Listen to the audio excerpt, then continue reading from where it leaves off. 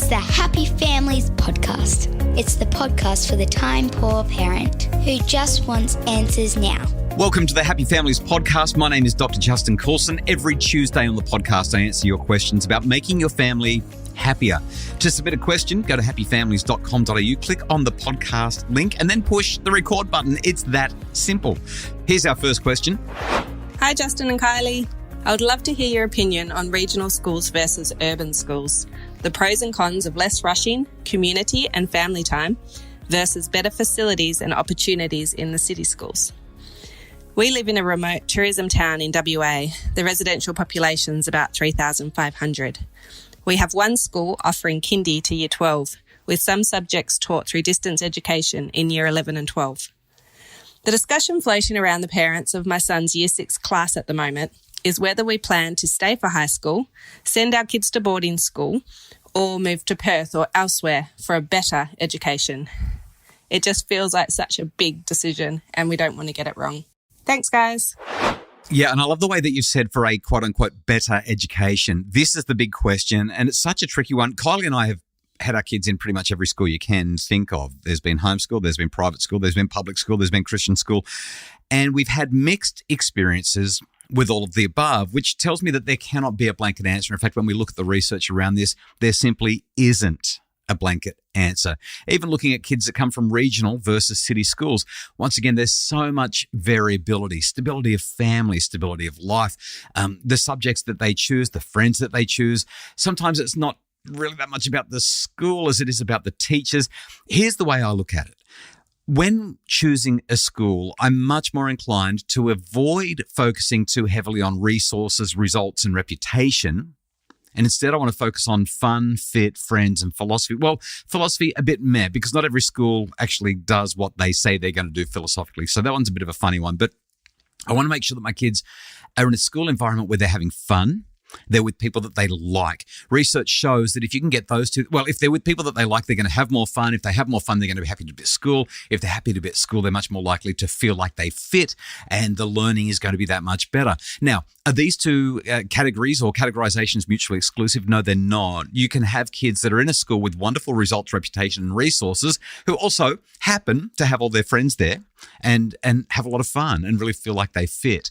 But if it's a compare and contrast and you have to choose one over the other, I'm usually going to steer in the direction of friends and fun and fit. For me, that is going to make a bigger difference in your child's overall participation in, engagement with, and success at school. But there are a few other things to consider, especially when you're looking at the regional versus urban or city landscape. And here's what I mean there. If you're already well established and settled where you are, the fact that you're going to have to destabilize the family, find somewhere new, develop new friendships, new relationships, find a new school, try to fit in, buy in the right postcode, or send the kids to a private school. And when that happens, of course, the kids are not attending school in places where all of their friends are. So they don't go out and play in the neighborhood down at the local park because their friends just aren't there. Makes it a lot more tricky. The upheaval for the family is substantial. And I mean, let's face it, it's kind of hard on the parents as well. Have to really renegotiate everything. Kylie and I have done that several times in our lives. I don't recommend it. I really don't. One of the great challenges as I look back on the life that we've lived is it's hard to reconcile the moves that we've made with the well-being of our children.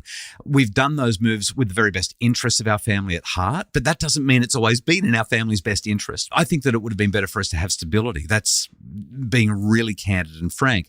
Now, if you are in an urban area, it's also worth highlighting network and population lead to very different outcomes. When you're in a small town, when you're a small regional centre, you just don't have the same network. It's harder to develop the relationships that can take you somewhere in your life if you're trying to get somewhere in particular. I'm thinking about simple things like sport. Kids are going to do better when they come from a population centre that is large enough to have a reasonable level of competition, a reasonable level where you're going to get pushed harder. And if I can share an experience from my early career, prior to doing what I do now, I was a radio announcer. I worked in Mount Isa, I worked in Rockhampton, I worked in Warrnambool and Traralgon, Newcastle, and finally Brisbane. And I can tell you this much, my improvement in the capital city or the major markets was exponential compared to my improvement in the regional centres. I had to do the hard yards to get into the capital city, but once I got there, it absolutely skyrocketed. It changed everything about who I presented. Why? Because I was around the people who were at the top of their game.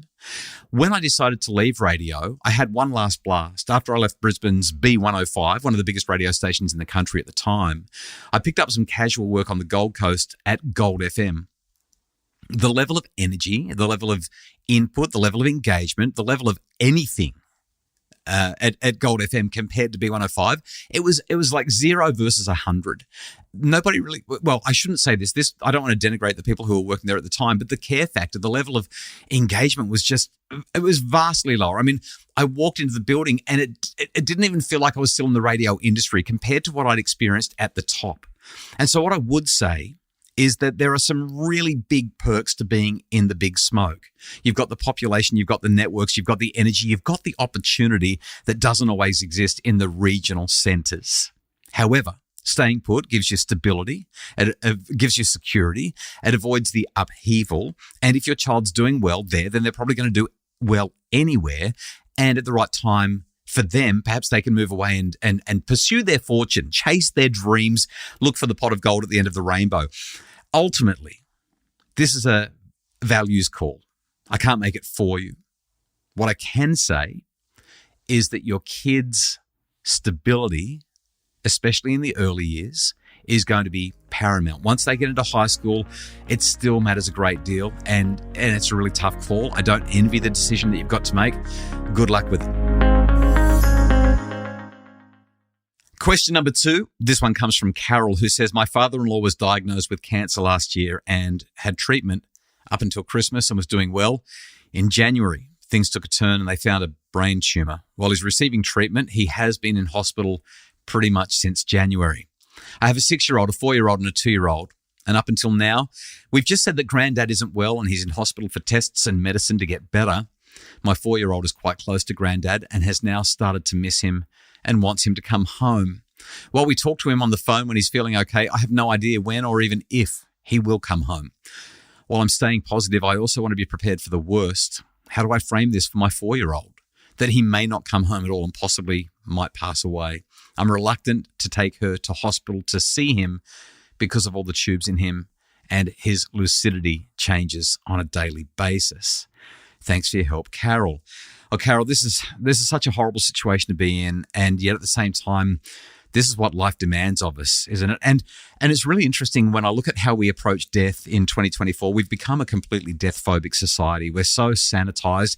You go back 100, 200 years, and death was part of the fabric of life. Now we keep death very much separated from us. And it has an impact on the way that our children engage with death and everything associated with it. Now, I'm going all the way to grief and death right now. I know that we're not there, so I apologize. But my sense is that you're trying to prepare a 4-year-old and a 6-year-old for what is eventually inevitable. Hopefully not yet, but eventually inevitable. Here are a couple of things that are going to be helpful. First off, children who are between the ages of 2 and 7, which is all 3 of your kids right now, are in what Jean Piaget called preoperational thinking. And what this means is that the kids are really living in the here and now. They don't have a great concept of the past or the future. They do have some concept of it, but it's quite limited compared to what it will be as they get older. And they're still discovering things like object permanence. That is, something can be present before you and then not in front of you, but still exist and then come back to you. They have limited abstraction, and death is, especially for a kiddo, it's a really abstract construct or idea. In the 1940s, around about the same time, maybe a little bit after that wonderful Swiss psychologist Jean Piaget was developing his ideas, another psychologist called Maria Magni was looking at death and children, the way that they conceived of it. And she said that when kids are between the ages of 3 and 5, which is, again, right in that sweet spot of where your kids are, they really do see death as a journey with an expectation that a person who dies will eventually return.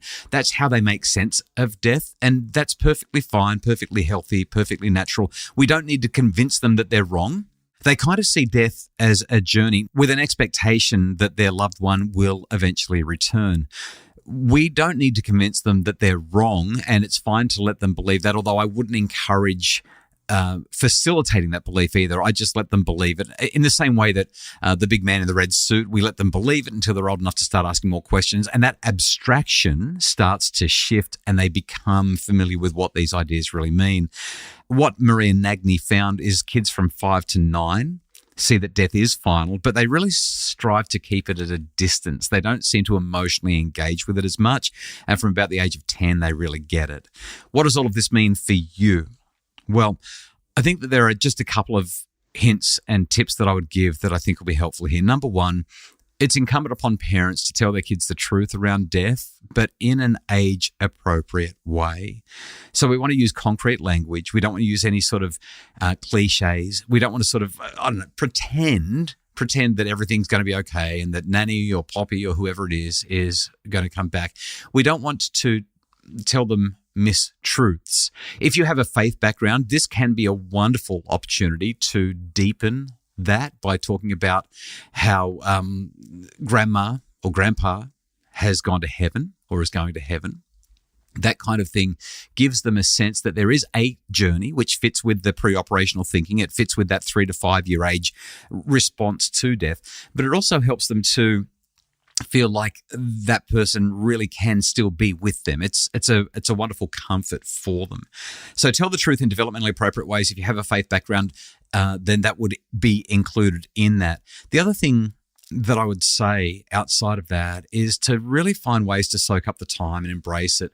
Don't sanitize this experience. Take your kids to see grandpa in the hospital, even with the tubes and even when he's not quite lucid. Let them see the deterioration. Let them see his body slowly but surely atrophying and gently passing away. This is something that helps you to have more supportive conversations. You can say something like, sweetheart, usually people die when they're very, very old or very, very, very sick, or their bodies are so injured that the doctors and hospitals can't help and their body stops working. Like, that's a really concrete way of saying grandpa's going to die. Whereas if we tell our kids that grandpa's gone on a long journey, then your kids might say, well, when's grandpa coming back? Or why didn't he say goodbye? And the last point that I'd make is just soak up this time, embrace this time, get the kids involved. This will be precious. We're not supposed to be sanitizing this for the kids. And here's what else I would say for your father-in-law, for grandpa while he's in the hospital and struggling. He needs the light that the kids will bring. He needs to engage with them. If he's well enough to tell and retell his stories, it will make a difference for him. I think that it's a really, really sacred experience that our kids can have. They can learn to value life in different ways and they can grow up in profound ways. There's so much there. Life is just so precious and it's due to the relationship quality that we share. Don't deprive your father-in-law of the relationships and don't deprive your kids of the relationship either. It's so important. Grief is a natural byproduct of love. You can't really truly love someone and not grieve when they die. The only way to avoid the grief is to not experience the love. And it's the love that gives life the richness and the meaning. And that's why I would say help your kids to soak up grandpa and help grandpa to soak up those kids. Really appreciate your questions. Thank you so much for asking them. happyfamilies.com.au. Click on the podcast link and then push the record button. We love getting your questions and answering them here at the Happy Families Podcast. The Happy Families Podcast is produced by Justin Rowland from Bridge Media. Craig Bruce is our executive producer. If you'd like more information about making your family happier, you'll find it all at happyfamilies.com.au.